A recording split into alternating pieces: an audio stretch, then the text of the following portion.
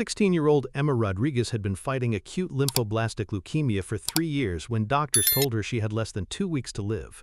But instead of focusing on her own final days, Emma spent her remaining time coordinating what she believed would be the most meaningful request she could make to Taylor Swift, asking her to perform a private concert not just for Emma, but for the 8 other terminally ill children at St. Jude Children's Research Hospital who were also facing their final weeks, so that all of them could feel alive one more time through music before they died.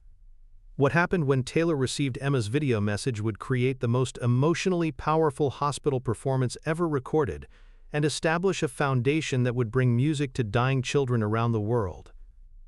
Before we dive into Emma's selfless final wish and Taylor's response that would prove music can transform even our darkest moments into experiences of hope and connection, I need to ask you something. If stories about young people who use their last days to create joy for others and the incredible power of artists who understand that their greatest performances happen not on stages but in hospital rooms matter to you, please hit that subscribe button right now.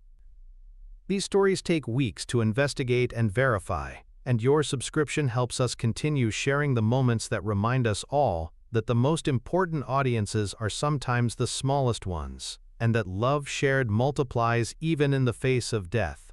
Now, back to Emma's extraordinary final wish. Emma Rodriguez had first been diagnosed with acute lymphoblastic leukemia at age 13, during her 8th grade year when persistent fatigue and bruising led to blood tests that revealed cancer cells throughout her system. The diagnosis had been devastating for Emma's family, her parents Carlos and Maria, and her younger brother Miguel, but Emma had approached her treatment with a maturity and determination that impressed everyone at St. Jude Children's Research Hospital, where she had received cutting-edge care for the past 3 years. During her initial treatment, Emma had achieved remission twice, giving her family hope that she would become one of the success stories that St. Jude was famous for creating. But the leukemia had returned more aggressively each time, and by age 16, Emma's doctors had exhausted all available treatment options. The conversation with her family about transitioning to palliative care had been the most difficult moment of Emma's life, not because she was afraid of dying, but because she knew how much pain her death would cause the people who loved her.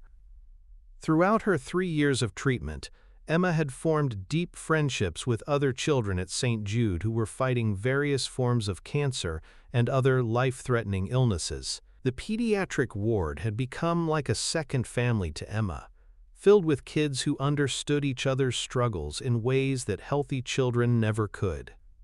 Emma had watched some of her friends recover and go home, while others had lost their battles, and she had learned to cherish every moment of connection and joy that was possible within the hospital's walls.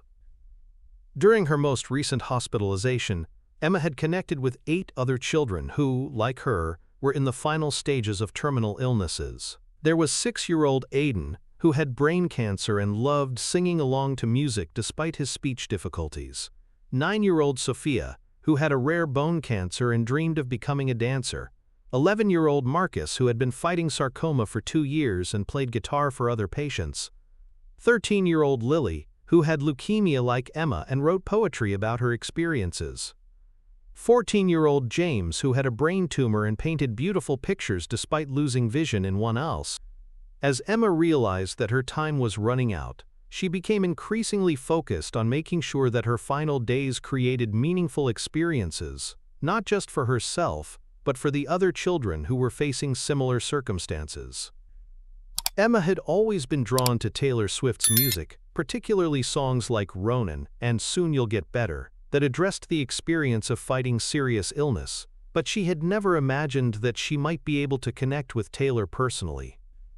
The idea for reaching out to Taylor came to Emma when she learned that Taylor had visited hospitals before and had written songs inspired by children fighting cancer. Emma realized that while she couldn't ask Taylor to save her life, she might be able to ask Taylor to help make the final days meaningful for all 9 of the children who were dying together at St. Jude. Emma spent several days planning her approach, working with the hospital's child life specialists to coordinate a video message that would represent not just her own wishes, but the dreams of all the children who were facing terminal diagnoses. With the help of her new friends, Emma recorded a 10-minute video in the hospital's common room, with each child introducing themselves and sharing what Taylor's music meant to them during their treatment. "Hi Taylor, my name is Emma Rodriguez and I'm 16 years old." Emma began the video, speaking directly to the camera with the honesty that comes from having nothing left to lose. "I've been fighting leukemia for 3 years and my doctors have told me that I probably have about 2 weeks left to live. But this video isn't just about me. I'm here with 8 other kids who are also dying, and we have a request that might sound impossible, but we had to ask." Emma introduced each of her friends, giving Taylor a glimpse into their personalities, their struggles, and their dreams. She explained that all 9 children were in the final stages of terminal illnesses, and that they had formed a bond based on their shared understanding of what it meant to face death as children.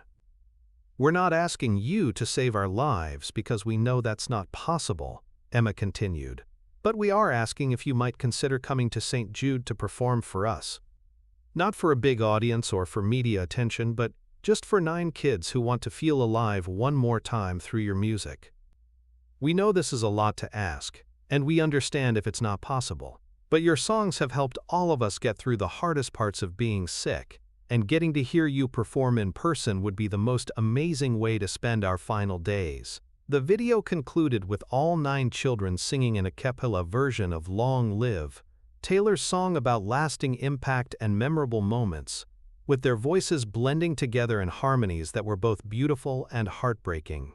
Emma's mother Maria helped her send the video to Taylor's management team, social media accounts, and fan sites, hoping that it might somehow reach Taylor herself. Emma wasn't expecting a response. She knew that Taylor received thousands of requests and couldn't possibly fulfill them all, but she felt that making the request had been important regardless of the outcome. 3 days later, Emma received a phone call that would change the final weeks of her life and the lives of her 8 friends. "Emma, this is Taylor Swift," the voice on the phone said. "I watched your video, and I want you to know that I will absolutely come to St. Jude to perform for you and your friends. When would be the best time for me to visit?" Emma was so shocked by the call that she could barely speak, but she managed to tell Taylor that any time would be perfect, and that she couldn't believe Taylor had actually responded to their request. "Emma, what you did in that video, thinking about your friends and wanting to create a meaningful experience for all of you, that shows the kind of character that deserves to be celebrated," Taylor said. "I'm honored that you asked me, and I can't wait to meet all of you." 2 days later, Taylor arrived at St. Jude Children's Research Hospital with her acoustic guitar and a small crew, ready to perform what she knew would be one of the most important concerts of her career. The hospital had prepared a large common room where all 9 children could gather safely, with medical staff standing by to provide any necessary care during the performance. Emma and her friends were overwhelmed with excitement and gratitude as Taylor entered the room, greeting each child individually and asking about their interests, their treatment experiences, and their favorite songs. Taylor's genuine interest in getting to know each child as an individual, rather than just as patients, immediately put everyone at ease and created an atmosphere of warmth and connection. "Before we start," Taylor said to the group, "I want you all to know that this is the most important audience I've ever performed for. You've all shown incredible courage in fighting your illnesses, and Emma showed incredible love by thinking of all of you when she made her request. This concert is for all of you, and I want you to request whatever songs would make you happiest." What followed was a 2-hour acoustic performance that was unlike anything Taylor had ever done. She performed requested songs, taught the children some of her unreleased music, and even helped them write a group song about their friendship and their shared experience of fighting terminal illness together. The most emotional moment came when Taylor performed "Live Like You Were Dying," a song about making every moment count when time is limited. As she sang, Emma and her friends held hands in a circle around Taylor, and several of them began crying as they realized that the song perfectly captured what they were all trying to do with their remaining time. "This is the most beautiful thing that's ever happened to me," Emma whispered to Taylor during a quiet moment between songs. "Emma, getting to know you and your friends has been one of the most meaningful experiences of my life," Taylor replied. You've taught me what real courage looks like, and I want to make sure that other children in your situation get to have experiences like this too. Taylor documented parts of the performance, with the children's and families' permission, and used the footage to establish the Children's Final Wish Music Foundation, dedicated to providing live musical experiences for terminally ill children in hospitals around the world. 3 days after Taylor's visit, Emma Rodriguez passed away peacefully in her sleep, surrounded by her family and her 8 friends from the hospital. Taylor attended Emma's memorial service, where she performed "Long Live" in honor of Emma's lasting impact on everyone who had known her. But Emma's influence didn't end with her death. The 7 remaining children from the group, Aiden had also passed away the day after Taylor's visit, became ambassadors for the Children's Final Wish Music Foundation, sharing their stories and helping to arrange musical experiences for other dying children. Over the following months, Taylor made regular visits to children's hospitals around the country, performing bedside concerts for individual patients and group performances for pediatric wards. The foundation grew to include other musicians who were inspired by Emma's story and wanted to provide musical healing for children facing terminal illnesses. Emma taught me that the most important thing an artist can do is show up for the people who need music most, Taylor said when reflecting on the experience. She could have used her final wish for anything, but she chose to create joy for her friends. That kind of selflessness deserves to be honored and continued. 6 months after Emma's death, Taylor established an annual concert at St. Jude Children's Research Hospital, where she performed for current patients and raised funds for both medical research and the Children's Final Wish Music Foundation. The concert was held on the anniversary of Emma's passing, and Taylor always began the show by dedicating it to Emma and Aiden, the 2 children whose deaths had motivated her to make hospital performances a permanent part of her career. Emma and her friends showed me that music isn't just entertainment, Taylor would say before each annual St. Jude concert. It's medicine, it's hope, and it's a way of making sure that every child, no matter how sick they are, gets to feel the joy and connection that music creates. Emma used her dying breath to ask for music for her friends.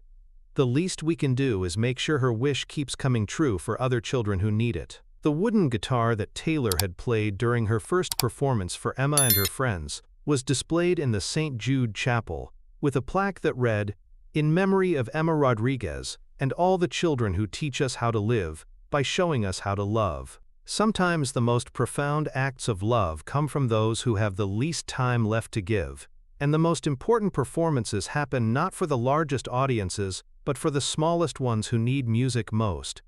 Emma Rodriguez's decision to use her final wish not for herself, but to create joy for 8 other dying children, proved that even in our darkest moments, we can choose to be light for others who are walking the same difficult path.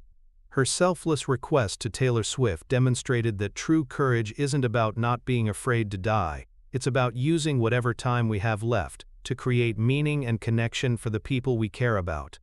The most beautiful thing about Emma's story wasn't that she got to hear her favorite artist perform, but that she used her dying days to ensure that other children would feel less alone in their final moments, proving that love shared doesn't diminish when divided among many, but multiplies to create healing that extends far beyond any individual life and touches everyone who witnesses such profound generosity of spirit.